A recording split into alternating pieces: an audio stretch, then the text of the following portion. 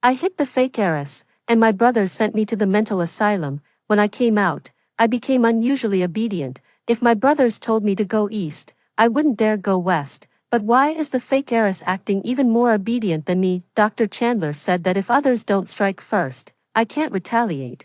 That's the basic principle for mental patients. Huh, what a joke. Isn't it easy to provoke someone into throwing the first punch? I've got plenty of tricks up my sleeve. On the day my second brother came to pick me up from the mental hospital, I was dressed in a baby doll top and overalls, my hands folded demurely in front of me, eyes lowered, a far cry from my former domineering self. Second brother looked me up and down, finally speaking with satisfaction. Do you know you were wrong? I nodded obediently and recited the words Dr. Chandler had taught me. I'm sorry, second brother. It was my jealousy toward Rachel that made me hire those thugs to bully her. I was wrong, and I won't dare do it again.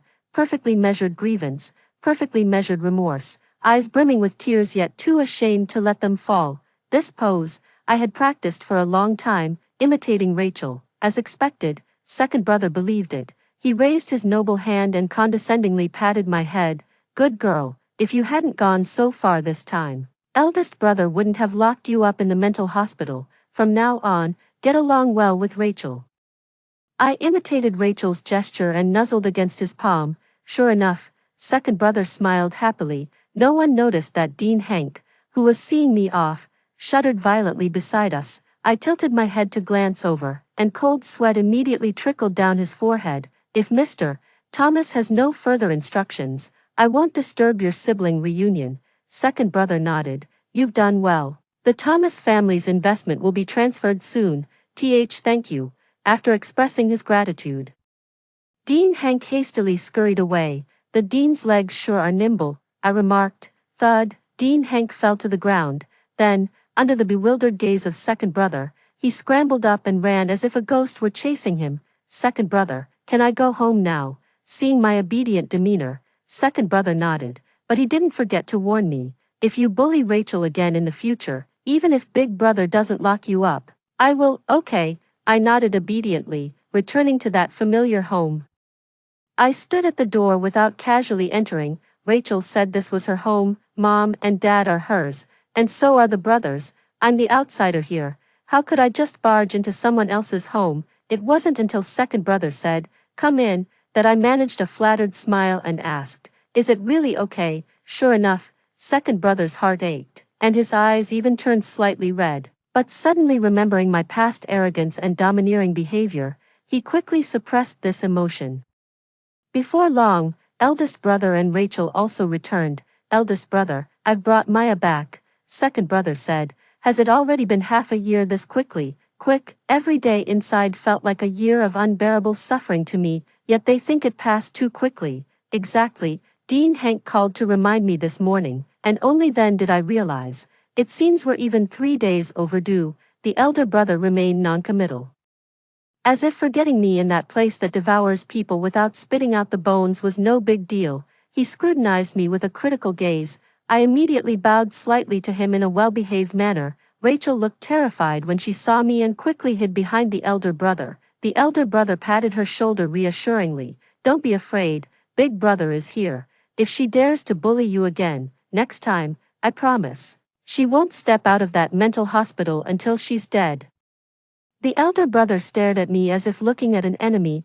I silently touched my chest. So even a mentally ill person's heart can ache. I'm very well behaved, very obedient, I said with sincere eyes, looking slightly pitiful. My elder brother gave me a disgusted look and took Rachel to wash up and eat. Dinner, unsurprisingly, consisted entirely of Rachel's favorite dishes, suppressing her inner fear. Rachel proactively picked up a piece of crispy fried pork and placed it in my bowl, saying, "Sister, have some," pepper wrapped in Sichuan peppercorns, which were then coated in mango juice. This piece of crispy fried pork perfectly hit every single one of my pet peeves. The elder brother gently supported her back. "Rachel, I raised you with my own hands. You're not inferior to anyone, and you don't need to deliberately please anyone." Rachel lowered her head to eat, tears in her eyes. I was somewhat puzzled.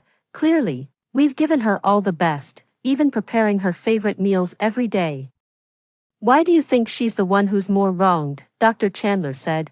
Children who act get candy. I sat there obediently, staring at the crispy pork and swallowing my saliva. Then I asked the question that made their faces darken collectively. See, can I eat it? Seeing no one object, I obediently picked up my chopsticks and began to eat. I'm absolutely starving.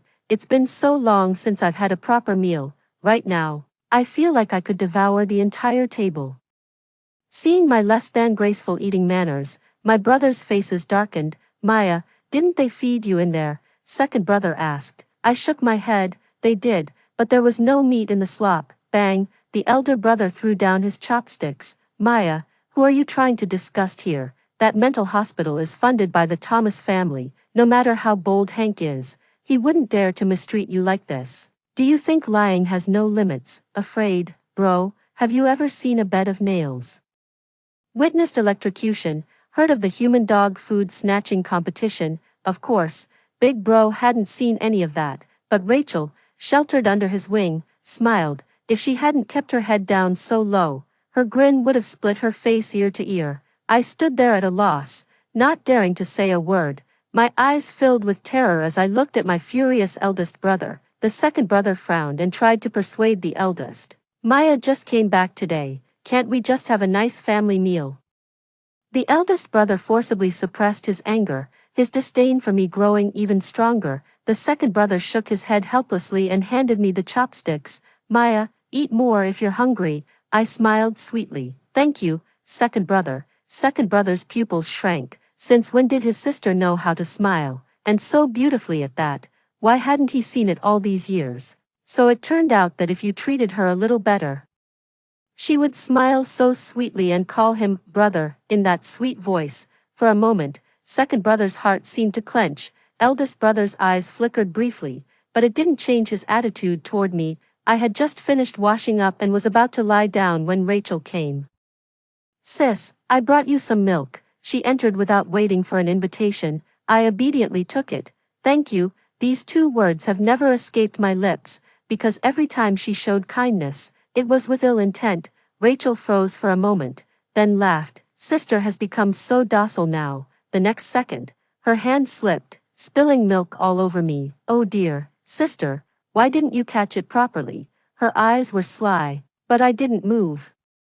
She picked up the only gift my two brothers gave me the year I returned and threw it into the trash. Still, I didn't move. She glanced around the entire room, finally resting her gaze on the photo frame on the desk. It was the only photo of my parents and me together. This time, I moved. I held her hand.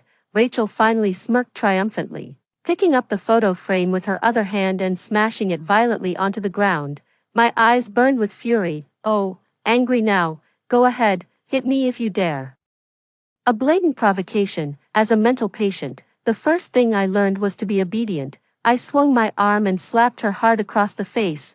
Rachel was stunned by the slap, and it took her several seconds to start her performance. Big brother, second brother, help me. Both brothers rushed in immediately, shielding Rachel behind them and glaring at me angrily. Maya, what's gotten into you? I folded my hands obediently in front of me. She asked me to hit her. Rachel covered her face, crying uncontrollably. I just came in to deliver milk and saw my sister throwing the gifts you gave her into the trash.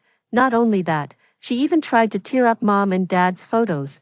When I tried to stop her, she hit me. Woo-woo, the gifts were still in the trash, and the photos lay on the floor, their frames shattered. The evidence was undeniable, leaving me no room to deny it.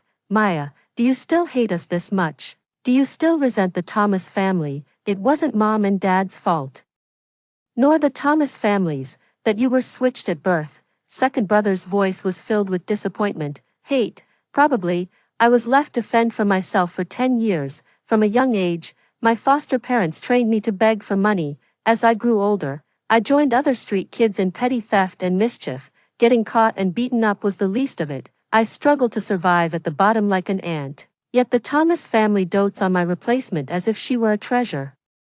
How could I not hate them? I hate them for not finding me sooner, for losing me, and for adopting a replacement the moment I was gone. I also hate how they never believe me when it's always Rachel who's being malicious, always taking her side. If I'd known it would come to this, I should have let you get beaten to death on the street back then. Big Brother finally spoke his mind. I looked up at him, my expression turning exceptionally docile again. It was Rachel who threw the things in the trash. And Rachel who smashed Mom and Dad's photo frame. If my brothers had beards, they'd probably be puffing them up in anger. I took out my hospital discharge certificate to show them. I swear on my honor as a mentally ill person, I'm really not lying, mentally ill. The brother's pupils contracted sharply. Second brother quickly snatched the discharge certificate from my hand, his fingers trembling. This seems to be real. I nodded. Dr. Chandler said that we mentally ill patients must be obedient and well-behaved outside to find our place in the world. Eldest brother glanced at the discharge certificate and suddenly let out a cold laugh. Clearly, he didn't believe me. Obedient, docile, good, then move out of this room immediately and let Rachel have it. This room was personally built by my parents as my princess palace. Designed by Mom and decorated by Dad, it's the cozy nest they created for me. Also a gift welcoming me back to the Thomas family. Rachel had tried countless times to take it over, but I always refused. But today, all right, I nodded obediently and immediately packed my already meager belongings. Eldest brother, second brother, even Rachel froze for a moment. They knew, this was my bottom line. I really moved out. Rachel was somewhat excited. She could finally live here openly and legitimately. But on the surface, she cautiously tugged at our eldest brother's sleeve. Big brother. Can I live here? Our eldest brother's expression darkened slightly. If she could live here, why can't you? Yet, he had no intention of letting me off the hook, pointed to the storage room downstairs. From now on, you'll sleep there. I still nodded obediently and trotted in with my quilt. Big brother's raised hand froze mid-air, unable to lower it in time. Then he watched with a dark expression as I spread out the bedding in the cramped space. I felt like his chest was about to explode. I was puzzled. Isn't this exactly what you wanted? What are you so angry about? Seeing me about to fall asleep, he spoke again. Wait, I obediently didn't dare move. The next second, the nanny brought a basin of cold water and poured it over the bedding. Now I can sleep. The eldest brother stared at me, his expression unreadable. He was certain I couldn't hold back, waiting for me to reveal my true nature. Unfortunately, this time he's going to be disappointed. I lay down fully clothed in the damp bedding and soon began snoring sweetly. Eldest brother. When I woke up again, I was lying in a comfortable guest room. Second brother was muttering by my bedside. How long has it been since she slept?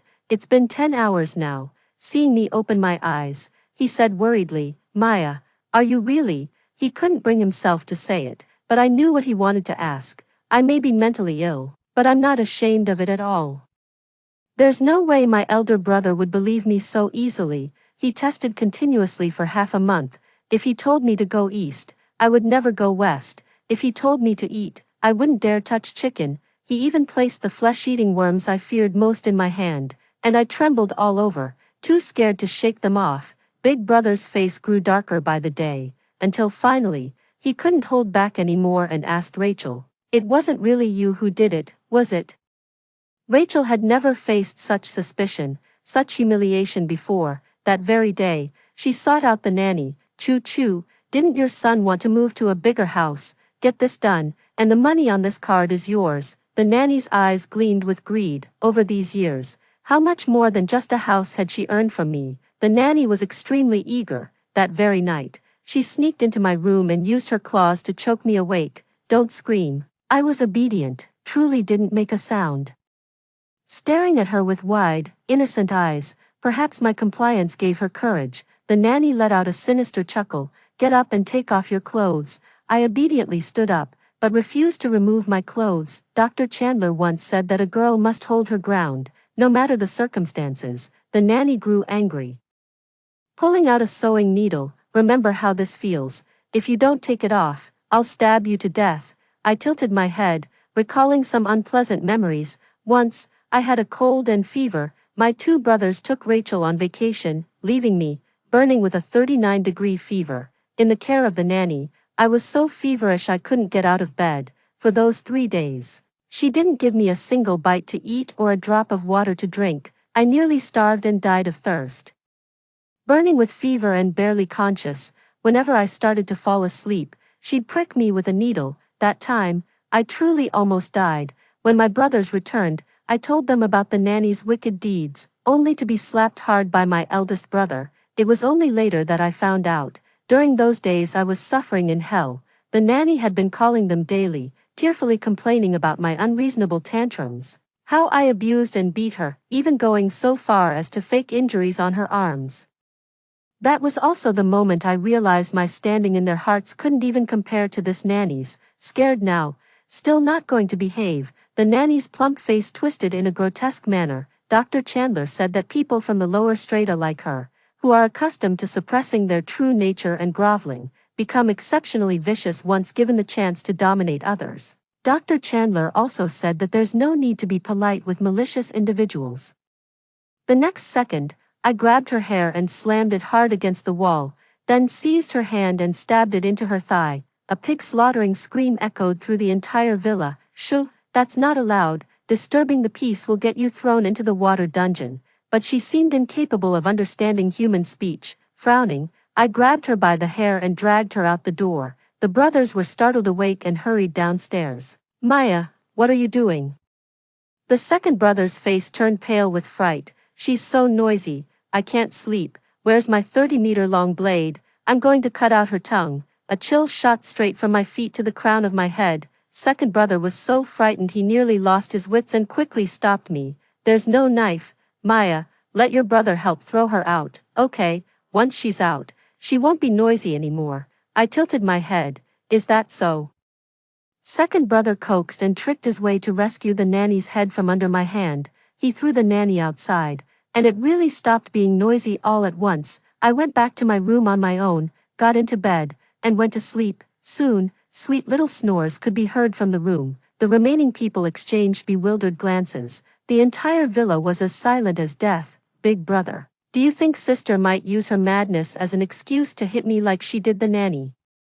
Rachel was so frightened that she didn't sleep a wink all night. Her eldest brother stayed with her through the night. Her eldest brother didn't believe that I could truly go mad. After all, when they sent me away, I was still perfectly sane. "Big brother, do you think sister might be faking it?" Rachel's words struck a chord with the eldest brother. "Let's test it and find out." The second brother had also stayed up all night watching over me and now emerged with dark circles under his eyes.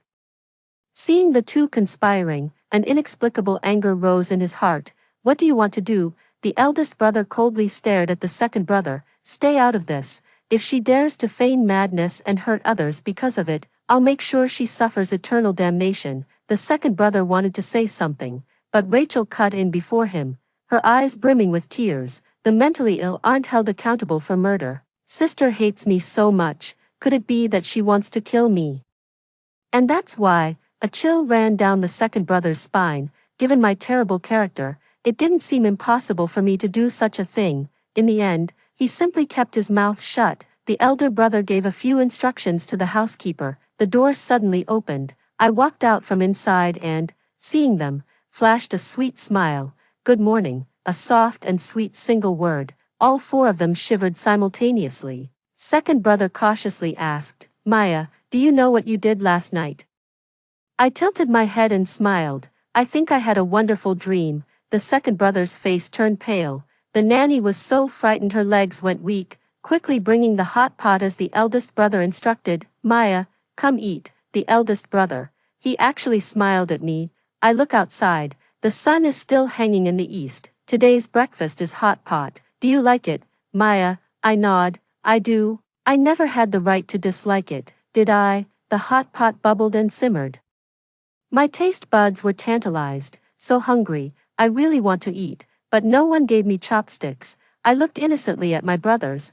"I heard eating hot pot directly with your hands makes it more delicious." The eldest brother stared at me, not even letting my micro-expressions escape his notice. Rachel and the nanny suddenly understood what the eldest brother was about to do, and they both smiled ominously. Second brother hesitated to speak but ultimately said nothing. "Really?" My face showed no trace of dust. "Really," eldest brother answered sincerely. Rachel turned her head away, seemingly unable to bear it, but actually couldn't hold back her laughter. "Maya, let's see how you keep pretending." Second brother was actually a bit flustered at this moment, seeing my innocent gaze that didn't seem fake. He secretly tugged at eldest brother's sleeve. Eldest brother forcibly swallowed his anger. His tone turning colder. If she's capable, let her keep pretending to the end. For a moment, everyone was looking at me, yet I remained completely unaware, actually extending my hand. Sizzle, enough. Second brother was the first to jump up, trying to stop me. Eldest brother's face instantly turned deathly pale. He absolutely refuses to believe I'm genuinely crazy. I blink innocently. I wasn't trying to hog all the food. Why so worked up? I pick up a slice of fatty beef roll and place it in eldest brother's dish. Then fish out a fish ball from the boiling broth and drop it into second brother's plate. I remember, this was their favorite food. Big brother, eat. Second brother, you eat too. Maya is very well behaved and never eats alone. I looked utterly innocent. Big brother had already turned ashen-faced. My second brother hugged me, his eyes turning red. Maya, stop fishing for food. It was my fault, my fault. Scalding liquid fell onto the back of my hand, then slid into my dipping sauce. I don't want to eat someone else's tears and saliva. I'm so torn. What should I do? Hospital emergency room. My hand was wrapped up like a bear. Second brother carefully held my hand, repeatedly saying, Maya, I'm sorry, I'm sorry. I blinked my big eyes, not understanding why he was crying, when they locked me in the mental asylum. The suffering I endured was far worse than this. My eldest brother had someone redo my psychiatric evaluation. When the report came out, he was completely speechless. My second brother's eyes were red as he asked, Are you satisfied now? The elder brother's foot, just about to step into the hospital room door, was abruptly frozen in place. He looked at my hand, then at the psychiatric evaluation, unable to utter a single word, turned around and left, outside. Rachel and the nanny were waiting for him. The eldest brother's face looked very unpleasant. From now on, none of you are allowed to provoke her. Rachel's face turned ashen gray. This was the first time the eldest brother had lost his temper with her so severely. Big brother hasn't come home for 3 days. 3 days later, I was discharged from the hospital, and he returned as well. He gave me a music box. I blinked my eyes but didn't dare to take it. I don't want it. The eldest brother grew somewhat irritated, his brows knitting together. Didn't you always want a music box before? You said I wasn't worthy of it. A chilling aura enveloped him. I looked at him innocently. Big brother, have you forgotten, the year I came home, for my birthday, you specially ordered a music box from abroad for Rachel, but casually tossed me 1,000 yuan. I said, can I exchange $1,000 for a music box? I'm not trying to compete with Rachel. I just envy her and wish my brothers could love me once, the way they love her, but you, the eldest brother, curled your lips and sneered, you think you're worthy. I know I'm not worthy. I understand, you don't have to force yourself. Look, how considerate I am for a mental patient. Aren't you touched, big bro? With an innocent expression, I scurried back to my room. Big bro stood frozen at the doorway like a statue, unable to move an inch. After the hot pot incident, the family became wonderfully harmonious. This home has become so boring too. In the mental hospital, there were people hitting me and biting me every day. They said my flesh was tender and could be used for hot pot, that they wanted to stew my bones for soup, so I cut their flesh and threw it into the pot. Unfortunately, before they could be killed, I was discovered. I thought I would suffer beatings and electric shocks again, but this time no one dared.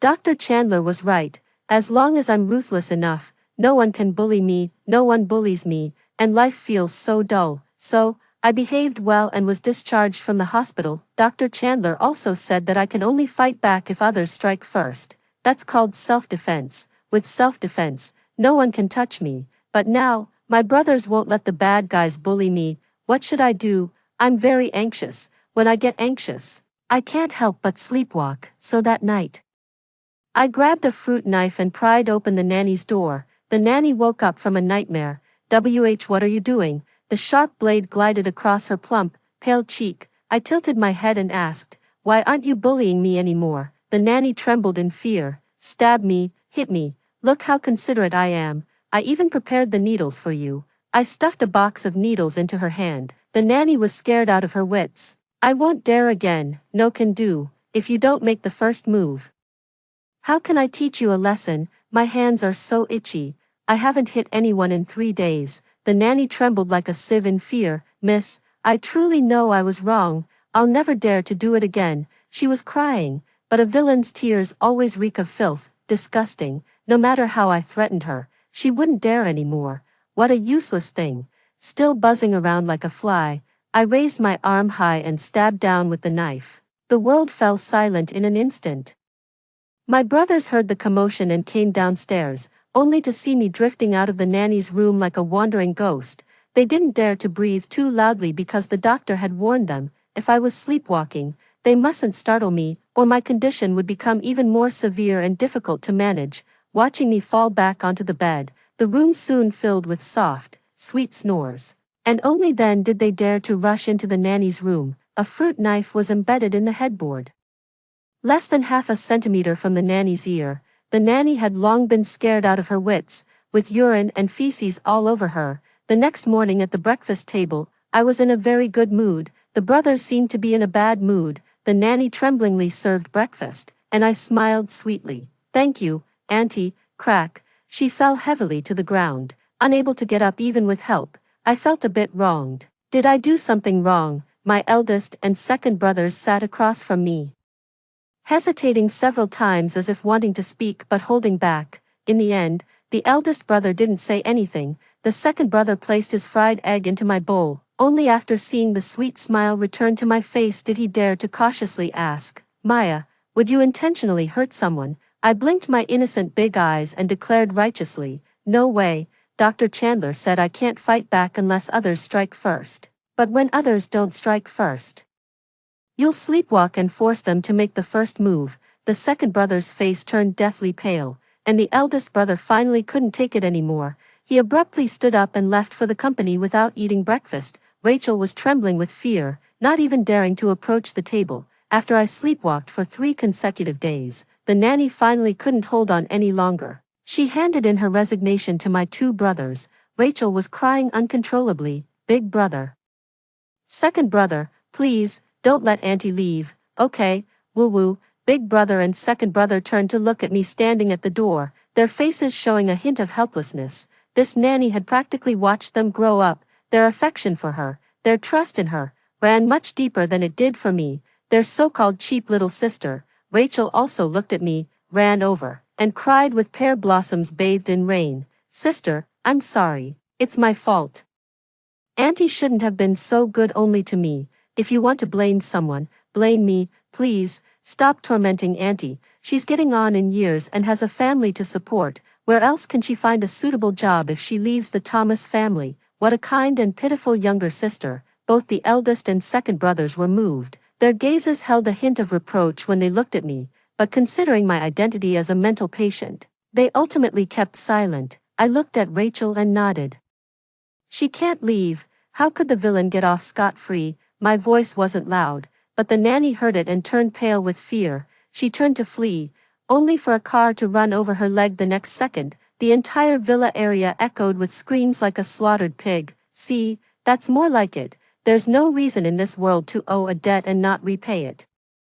Maya, that tiny bit of guilt my eldest brother had for me vanished instantly. He suddenly raised his hand. At the critical moment, second brother grabbed his hand. "Big brother, please don't provoke her anymore. I'm begging you." Big brother glared at me, his eyes wide with fury. "Just because the nanny was kind to Rachel, you wished for her death. How could you be so vicious? I really don't understand how I could have a sister like you." I tilted my head. Was I being malicious? Big brother shook off second brother's hand, not wanting to spare me another glance, and personally escorted the nanny to the hospital. Rachel went too. As she got into the car, her tear-streaked face still couldn't suppress that hint of provocation and mockery directed at me. Rachel said the nanny's leg was crushed too badly and had to be amputated. She cried all day at home and had nightmares every night, dreaming about how I sadistically tortured her. Big brother finally felt heartbroken that day. He chain-smoked until the entire villa was shrouded in smoke. "Let's just send her back to the mental hospital," he said calmly to his second brother. "Mental patients should stay in mental hospitals, shouldn't they?" The second brother's anger flared up instantly. "Don't you know how she went crazy? If we hadn't sent her in, she would never have gone crazy." The eldest brother looked mockingly at the second brother. "Have you forgotten why we sent her in for reform?"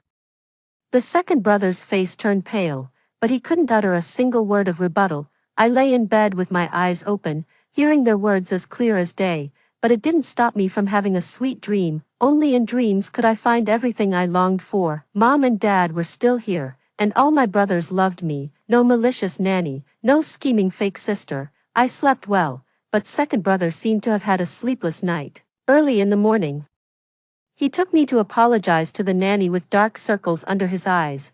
Before entering, he said, "Maya, be strong. If you don't want to go back to that kind of place again, listen to second brother and reform yourself properly." Okay, I nodded obediently. Second brother seems a bit worried about me. This feeling is quite strange. I have to say, the nanny with one missing leg looks much more pleasing to the eye than before. But the moment she saw me, she reacted as if she'd seen a ghost. The eldest brother's brows suddenly furrowed. The second brother quickly said, "Apologize now. I've always been obedient." So I stepped forward meekly, but the nanny was terrified and instead prostrated herself on the bed to kowtow to me. "I was wrong. I shouldn't have drugged your soup, shouldn't have poured water in your bed, shouldn't have falsely accused you of hitting me, shouldn't have pricked you with needles, shouldn't have." What is the nanny saying? The eldest and second brothers grew increasingly shocked as they listened. I looked puzzled. "I never blamed you, and neither did my brothers." The nanny trembled with fear, finally daring to hide nothing more. She looked up at Rachel. "I didn't want to. It was all crack." Rachel moved swiftly, slapping the nanny across the face to silence the words about to escape her lips. "Auntie Jane, how much has the Thomas family paid you? How dare you bully my sister like this? Aren't you afraid the Thomas family will demand compensation, forcing you to repay double what you've earned all these years?" The nanny suddenly came to her senses, covering her face, not daring to utter another word. The eldest and second brothers were no fools, their gazes simultaneously fixed on Rachel.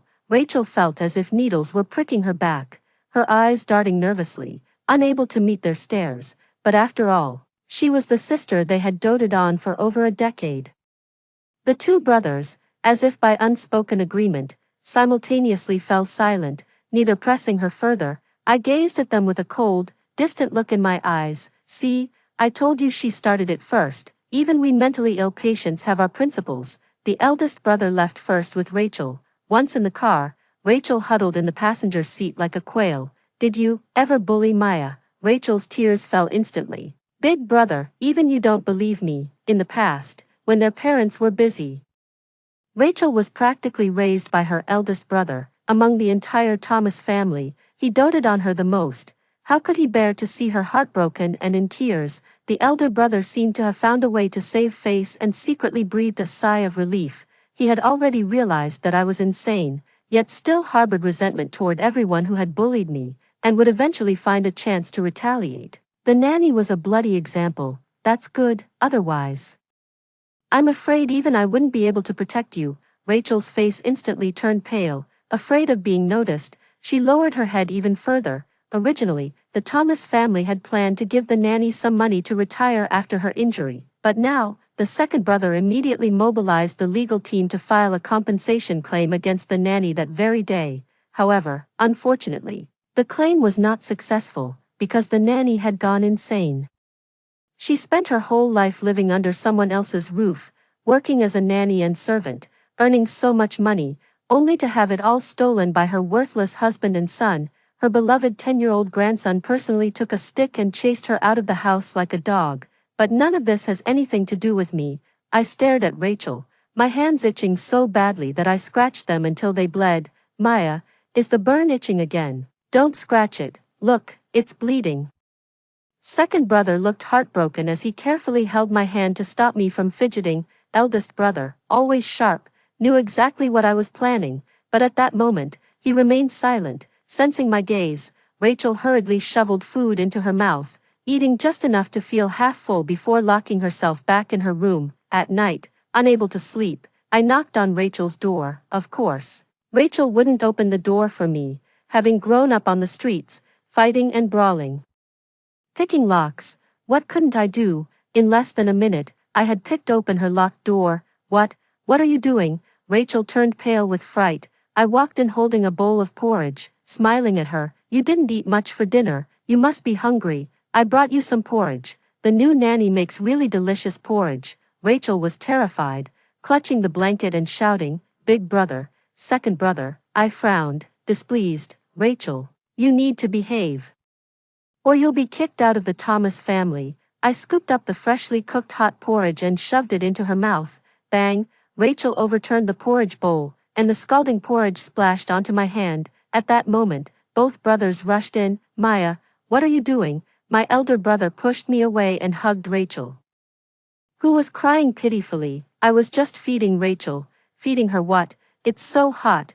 Are you trying to scald Rachel to death?"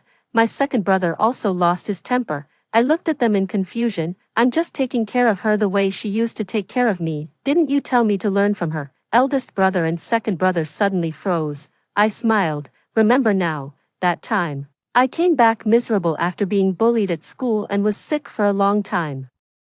Rachel held a bowl of steaming hot century egg and lean pork congee to feed me. The scalding temperature almost burned my tongue. I flipped her bowl, and the porridge splashed onto her hand, scalding a large red patch. You all rushed over to shield her, saying how could I be so cruel, that Rachel was kindly taking care of me, yet I repaid kindness with malice. At that moment, all you saw was her scalded hand, but none of you considered how the boiling porridge had fallen into my mouth, slid down my esophagus into my stomach, and what harm it would do to me. The room suddenly fell silent.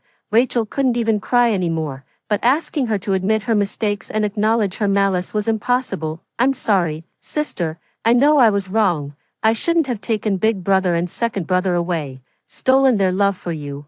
I truly know I was wrong.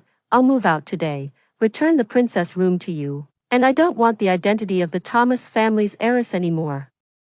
Everything should be yours." Both brothers suddenly felt heartbroken. The elder brother stood up with a serious expression, looking at me. "Maya, enough. No matter what Rachel has done before, from now on, it's all wiped clean, even if it's me begging you." The last sentence carried great weight. I raised my head and met his gaze directly. Look, even knowing Rachel was in the wrong, he still chose to stand firmly in front of her. I didn't say a word, turned around, and left. "Maya."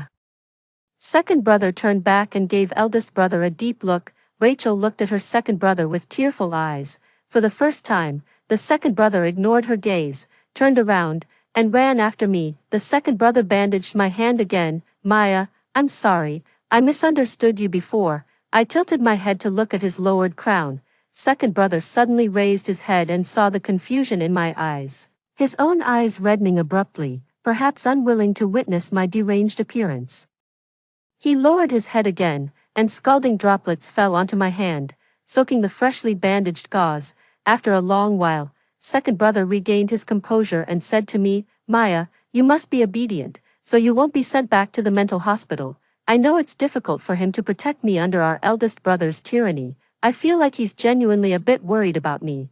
For the first time, I hugged him back. "Second brother, I'll be obedient. I won't provoke them anymore." Them? Big brother's footsteps halted outside the door, his heart feeling as if it had been wrenched by something. He lingered outside for a long time, but in the end, he never stepped into my room. From that day on, I never sleepwalked again. I've really become very obedient and well-behaved. Big brother's expression softened when he looked at me, at the dinner table. For the first time, he served me some food. Even though it wasn't something I liked, I still ate it obediently. Just after leaving the table, I walked to the bathroom and forcefully gagged myself, vomiting everything I had eaten. Hearing the commotion in the bathroom, my older brother rushed over. "Maya, what are you?" He didn't finish his sentence, because he saw the trash can, and he saw me still gagging myself. Her expression of concern instantly turned cold and rigid. My face remained expressionless. "Dr. Chandler said I shouldn't eat food given to me by people who mean me harm, but I couldn't disobey. I've already eaten it." At that moment, an emotion I couldn't decipher flickered in his eyes. He turned and left. From then on, he never touched the food I ate again. "Rachel, give the princess room back to Maya." That day, my eldest brother suddenly said, "Recently, Rachel has also become very well-behaved and obedient. We're both waiting for the day when the other can't hold out any longer and makes the first move." Don't ask me how I know what she's thinking. As a psychiatric patient who has analyzed her behavioral logic tens of thousands of times, I understand her thoughts better than she does. Rachel looked somewhat hurt at the elder brother who had doted on her for over a decade, and obediently replied with a soft, "Okay, I know she's about to lose control." On her birthday, Rachel told her two older brothers early in the morning that she had invited classmates to celebrate. She wanted to help me blend in with her peers and give me a chance to return to school. She explained that the presence of her brothers would make the classmates feel too restrained. During this time, she deliberately worked on building our relationship in front of her brothers. The eldest brother patted her head affectionately and agreed. Before heading out, my older brother looked at me and said, "Maya, make sure to get along well with your classmates."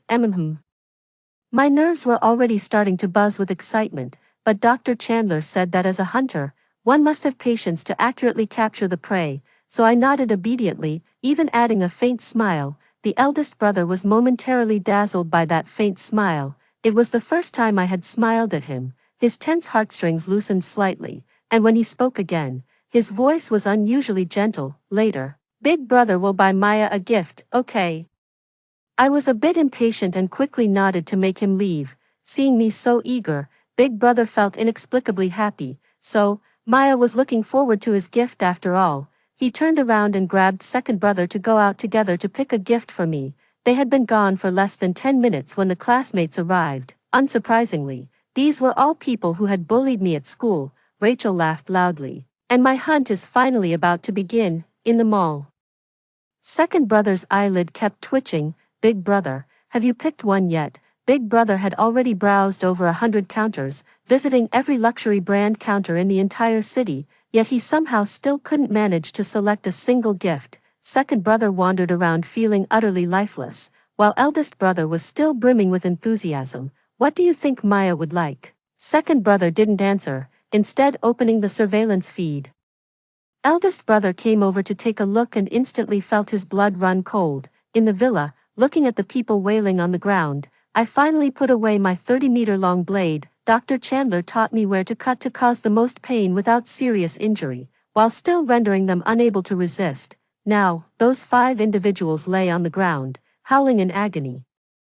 Unable to even stand up, Rachel trembled with excitement at the sight of blood covering the floor. "Maya, you're finished. Ha ha ha, you've hurt so many people. Who can protect you now? You'll be stuck in a mental hospital for the rest of your life. Ha ha ha." Rachel couldn't wait to call the parents of those involved. "Uncle Lincoln, something happened to Nicole. I'm sorry. I couldn't keep an eye on my sister. She's mentally ill and suddenly started slashing people with a knife. Aunt Julia, woo-woo. Come quickly, Rose is dying." By the time the brothers rushed back, the parents had already arrived. They pointed at me indignantly. "Mr. Thomas, you must stand up for us. It was her who injured my son." My two brothers looked at me, their faces as dark as the bottom of a pot. The police officers also arrived. "Mr. Cheen, this is a serious case of assault. We must take Maya back for questioning." Rachel grew even more excited. "Big brother, second brother. You can't keep covering for sister anymore." She even used a knife to attack someone. Rachel put on a look of feigned sorrow, pretending it was all for the good of the Thomas family, and I, at this moment, am sitting obediently on a small stool, with my hands placed on my knees. Both my clothes and hair are neat and tidy. Dr. Chandler says that as long as we dress cleanly and behave elegantly, even if we are mentally ill, no one would dare to look down on us. Catch her.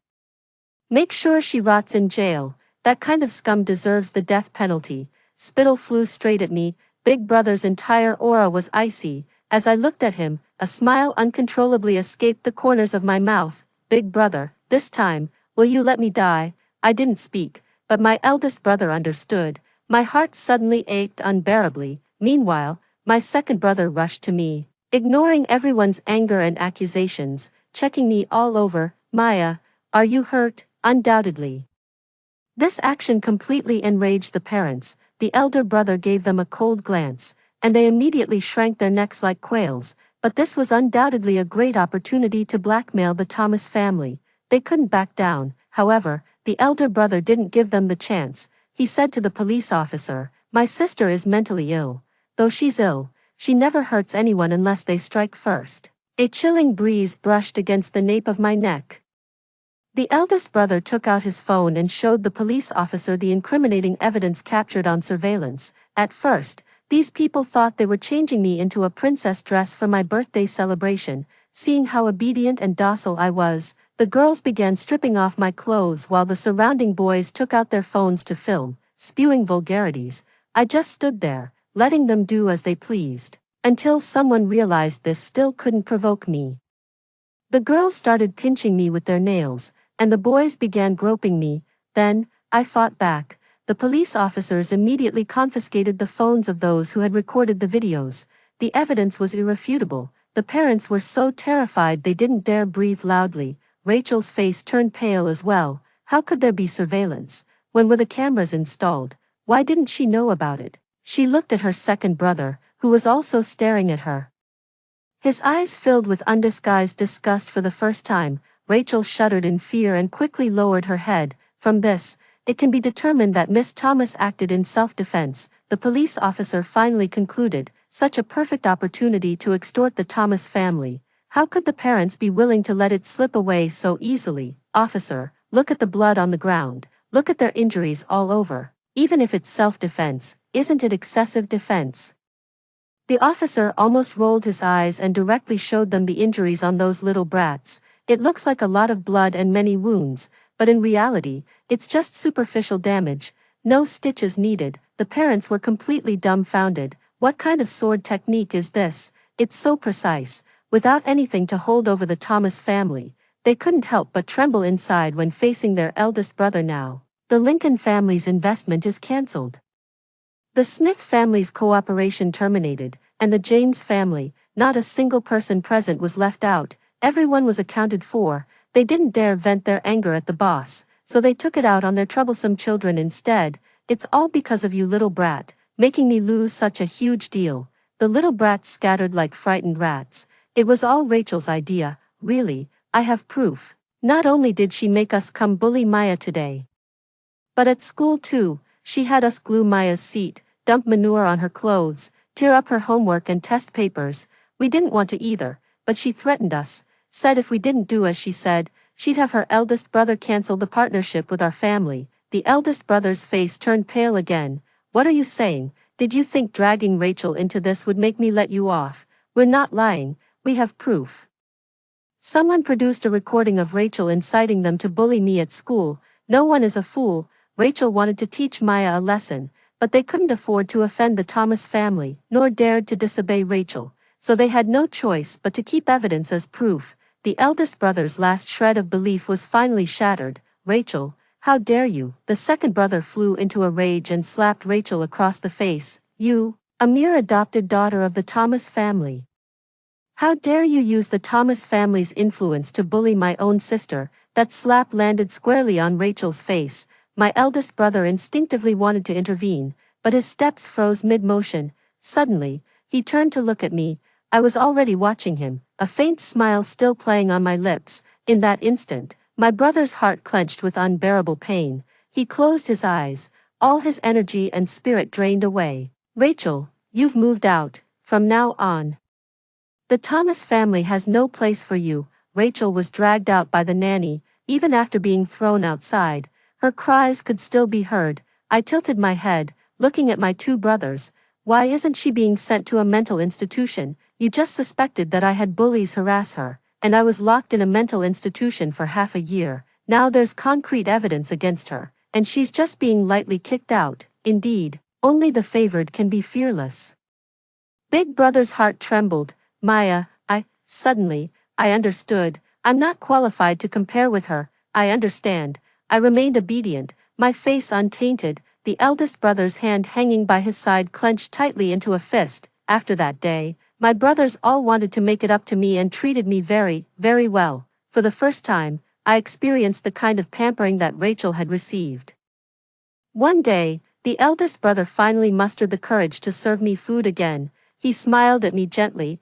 I glanced at him and silently took out my phone, pulling up the message Rachel had sent me. Maya, who do you think you are? So what if I harmed you? So what if I was kicked out of the Thomas family? Big brother still set me up in an apartment and even assigned me 2 maids. I'm still the closest sister in my brother's hearts. You're just a bastard. No one will ever love you. Big brother's face instantly turned pale. Judging by second brother's expression, I knew he was aware too, but he didn't stop it. Rachel was lost outside for 3 days, and they couldn't bear it, while I was lost outside for 10 years, yet they never showed any concern. Can I not eat this? I remained obedient, well-behaved, and sensible as always. The eldest brother looked at the food he had placed in my bowl, too guilty to utter a single word.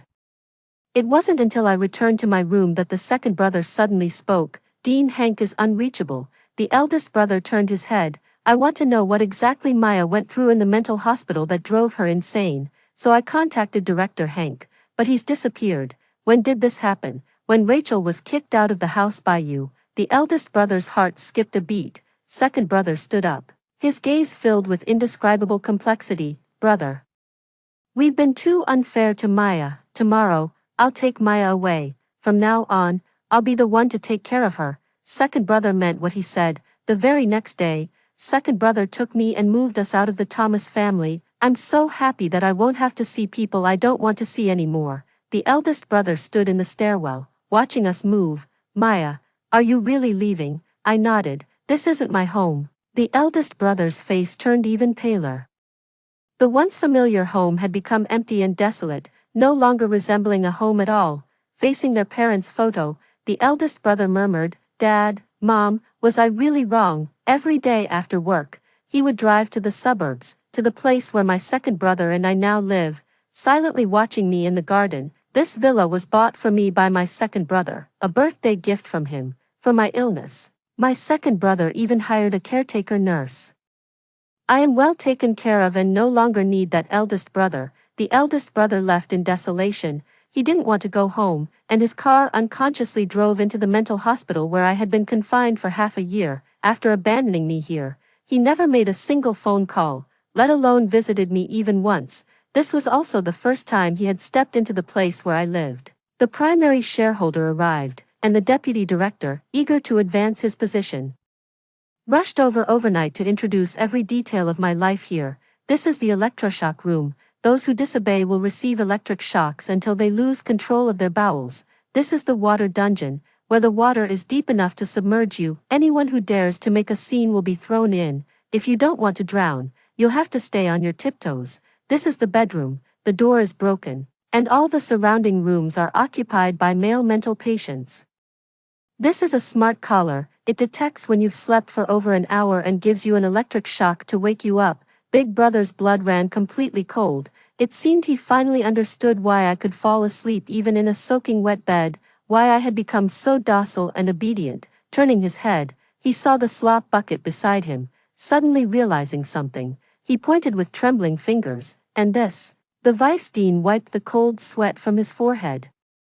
That's Miss Thomas's 3 meals a day. The eldest brother's vision darkened, nearly fainting. The deputy dean was quick to react and caught him. The elder brother shoved him away. Who exactly ordered you to treat her like this? How dare you? The deputy dean looked innocent. Dean Hank said he was following the Thomas family's instructions. The Thomas family's instructions. The vice dean didn't say it outright. But how could the Thomas family not investigate? In fact, yesterday, the eldest brother had already uncovered several transfer records from Rachel to Dean Hank. Each transfer was for 1 million.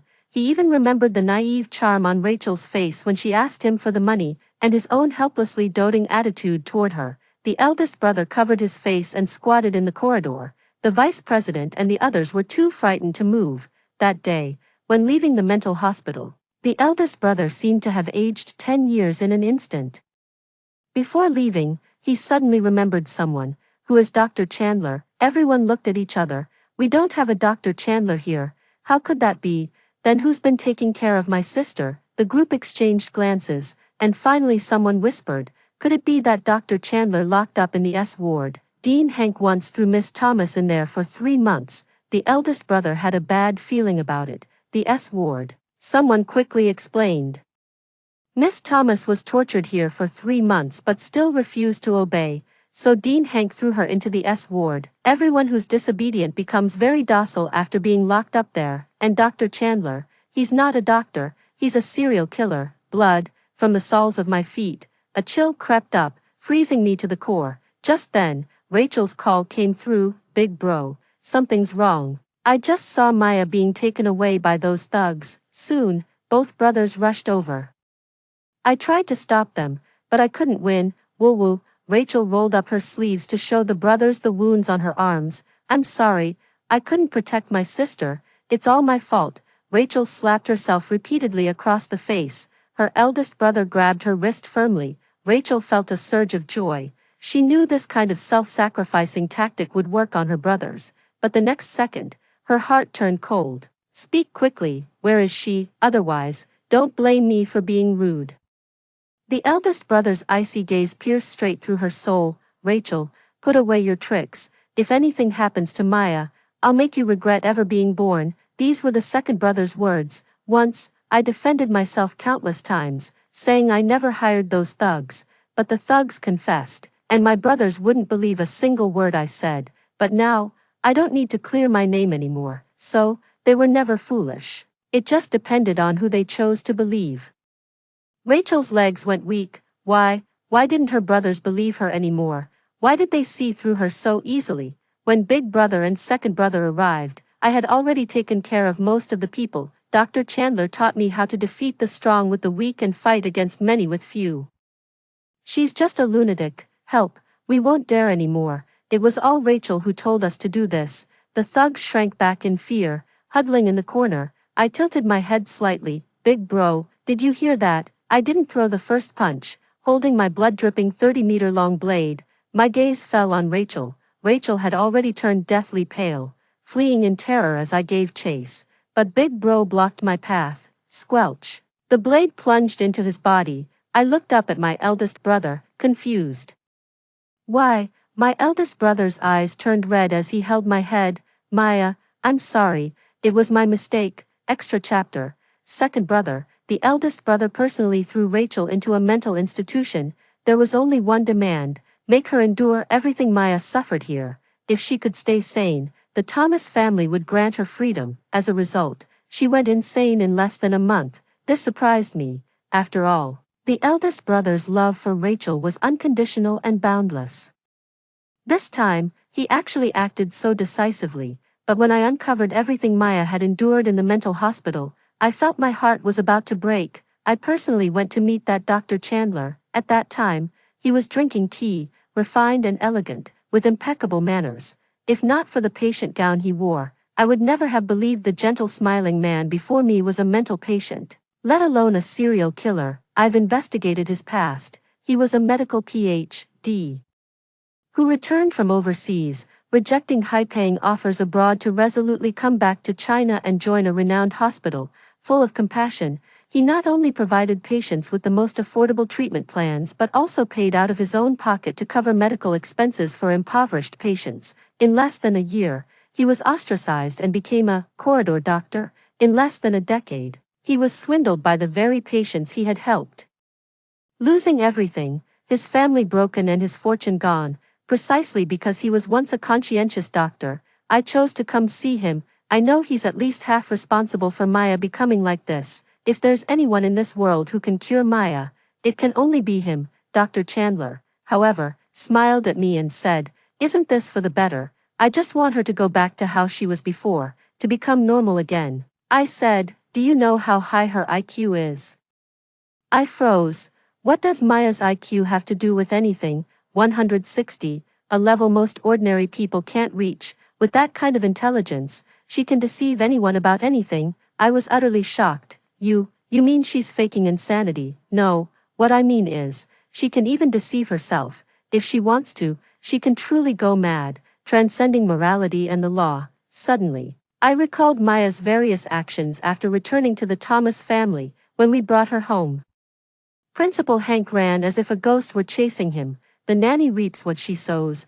Rachel's inevitable downfall. Even I recalled how my heart was drawn to her, eager to be kind and win her approval. I also remembered how my eldest brother kept going further down the path of seeking Maya's recognition.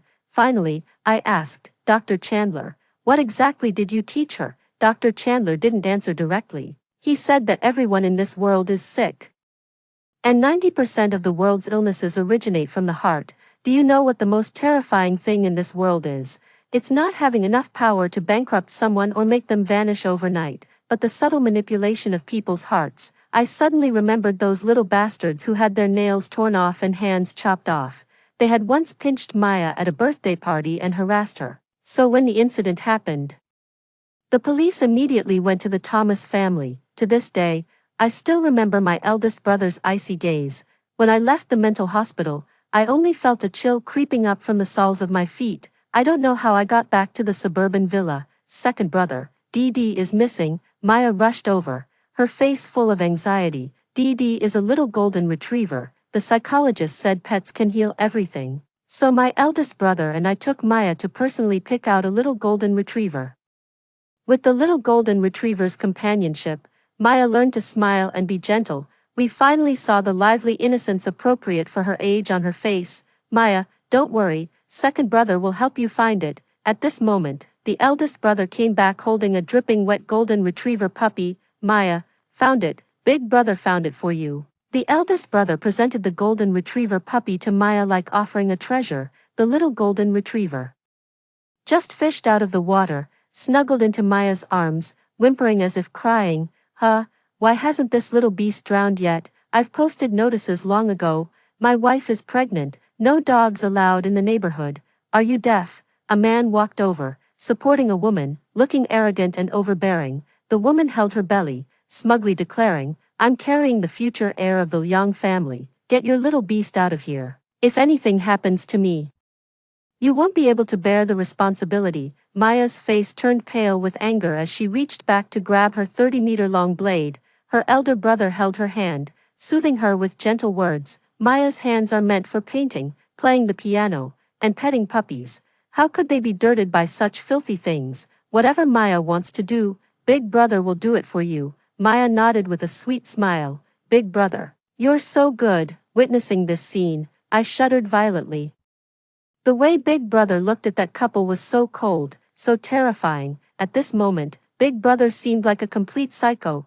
When did he start becoming like this? Not long after, the Young family went bankrupt, and that woman couldn't keep the child either. My heart trembled as I finally voiced the question that had been weighing on me. Maya, do you like Big Brother and second brother? Maya was carrying the golden retriever upstairs when she turned to look at me, tilting her head slightly with a gentle smile. Mental patients can't lie. Maya quickly went upstairs. Turning around, I came face to face with my elder brother. Big Brother, did you hear that? Big Brother's eyes were slightly red. We've wronged her. I forgot. Big Brother has an IQ of 140. He was never foolish. Suddenly, I remembered the last words Dr. Chandler said to me. You should be grateful she's inherently kind. As long as no one harms her, she would never harm anyone. An overwhelming sadness suddenly surged in my heart. Maya, I'm sorry, truly sorry. We're the ones who caused you to end up like this. That day, I gave up my beloved art studies and switched to law. Someone must always be there to protect her on the path ahead. Dr. Chandler said that when dealing with intelligent people, never try to outsmart them. Any evidence you provide can be debunked in countless ways. Only when they follow their instincts and investigate for themselves will they truly be convinced. Guilt and love are the strongest driving forces in this world. Maya, after hearing the story above, what are your thoughts? Feel free to share your opinions in the comments section. Looking forward to hearing from you. If you liked this story, don't forget to like it, share it, and subscribe to my channel. See you next time.